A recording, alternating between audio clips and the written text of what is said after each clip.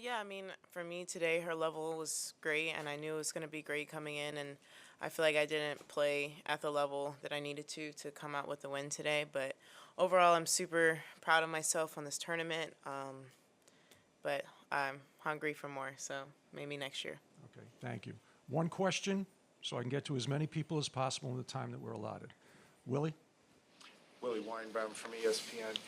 What thoughts do you have on what was lacking and what you think you need to improve on most?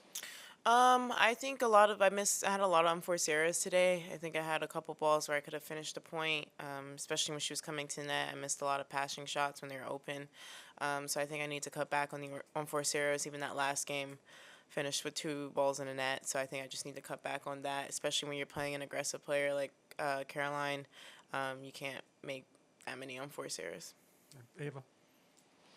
Ava Wallace from the Washington Post. Coco, what do you feel like you've learned about managing Grand Slams and managing kind of the weeks-long runs through this year?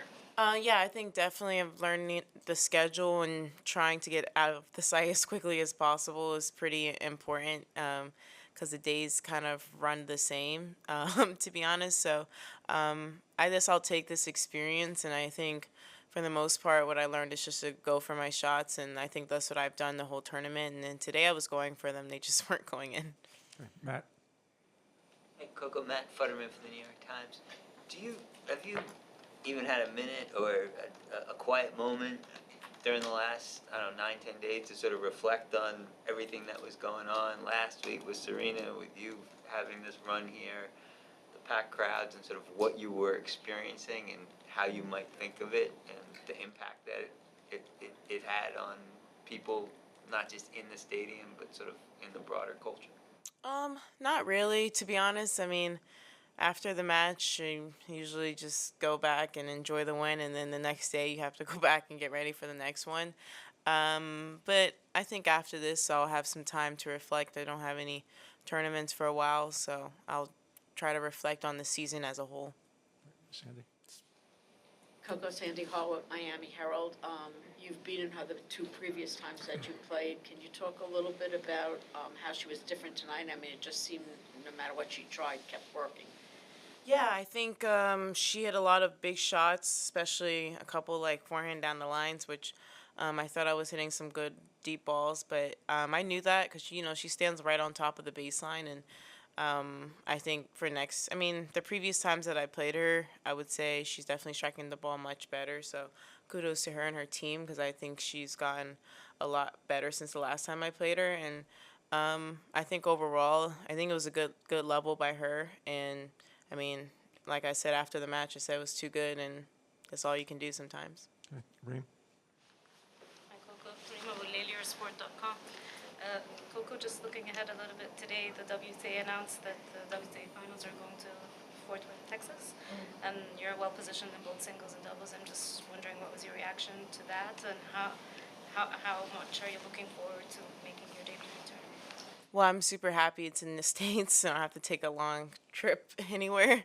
But yeah, I mean, if I qualify, it would be great. It's definitely on one of the goals for the rest of the season is to try to qualify for that. Definitely in a good position, but I'm happy that the finals is in the U.S. and I get to play another home tournament. Pretty much the rest of my tournaments for the year will be in North America, so that's pretty nice. Not to have to take a long layover or long flights or layovers.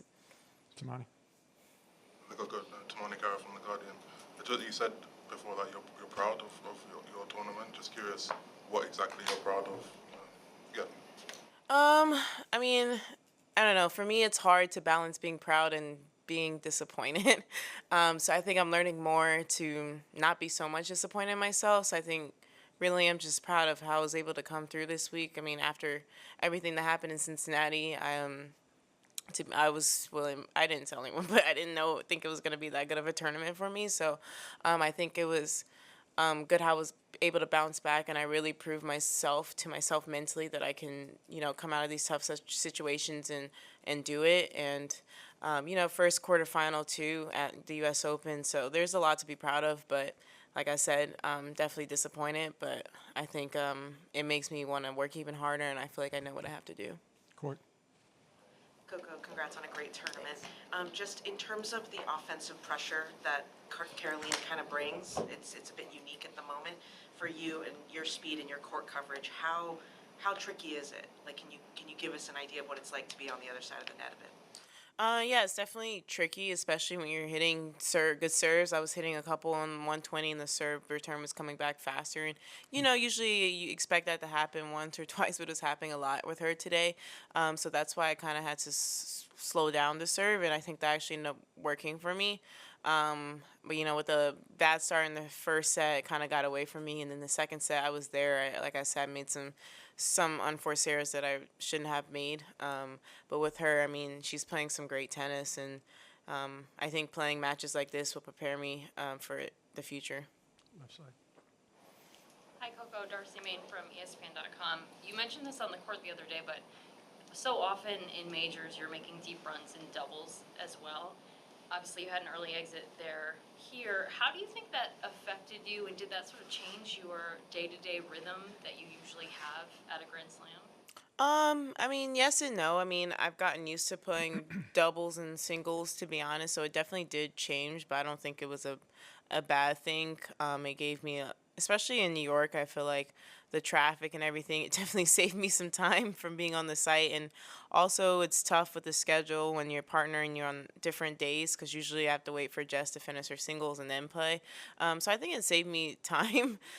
So although I was, pretty disappointed about the first round loss, it was nice to have some extra time, I guess, in the hotel. But then again, I don't know if I liked it, because it gave me more time to focus on singles, which is great, but you can't think about, for me, it doesn't work when I think about the tournament all the time, or at least the singles part of it. So I kind of wish that we won, but that's okay. Howard. Howard Fendrich with the Associated Press. Hi, Coco.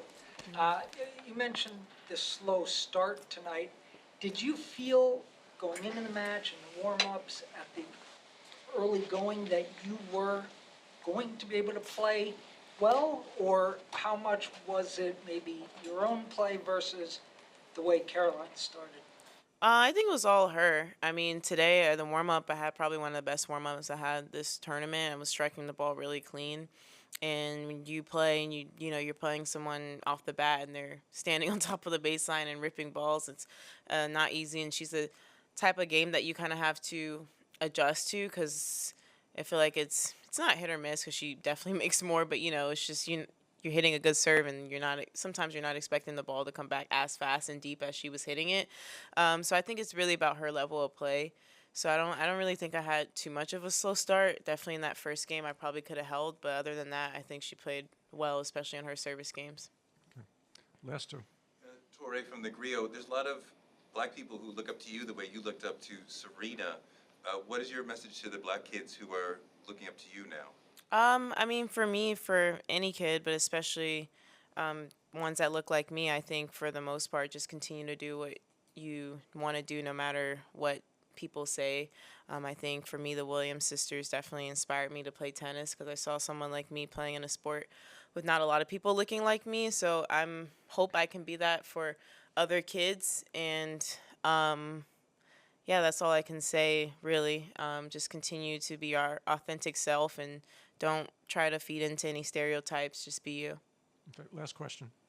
Hi, Sherry Taylor, New York Beacon. Just a question about the strategy. You mentioned she came into the net.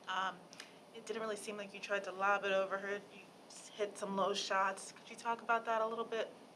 I mean, for me, like I said, I missed a lot of passing shots. It wasn't so much that, I mean, usually when you go to the net, you're not going to win all the net points unless the person's a bad volleyer, which she's not. We lost her in doubles in the French Open. So I'm not really a lobber, to be honest, only when I have to. But I had a lot of passing shots, and I just missed them, a couple on the line, even that. I remember which game, but it was her game point. I had a backhand down the line, and I missed it, and that's normally a shot I don't miss. So it's just things like that. I feel like today just wasn't my day, and it was her day, and she's playing really well. So, yeah, the lob, you just have to fill it out. Okay, thank you, everyone. Thanks. Thank you.